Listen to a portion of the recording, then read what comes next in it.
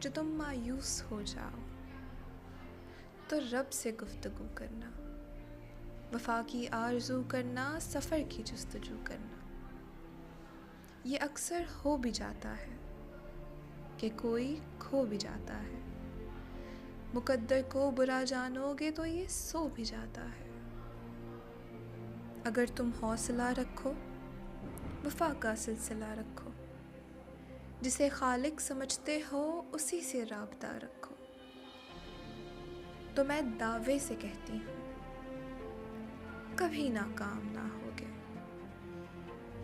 जो तुम मायूस हो जाओ तो रब से गुफ्तगू करना।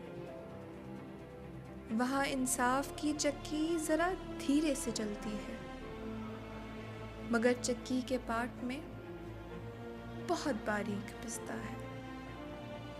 तुम्हारे एक का बदला वहाँ 70 से ज़्यादा है। नीयत तुलती है पलरों में, अमाल नापे नहीं जाते। वहाँ जो हाथ उठते हैं कभी खाली नहीं जाते। ज़रा सी देर लगती है, मगर वो दे के रहता है। जो तुम मायूस हो जाओ तो रब से गुफ्तगू करना, वफा की आरज़ू करना, सफ़र की जुस्तजू करना।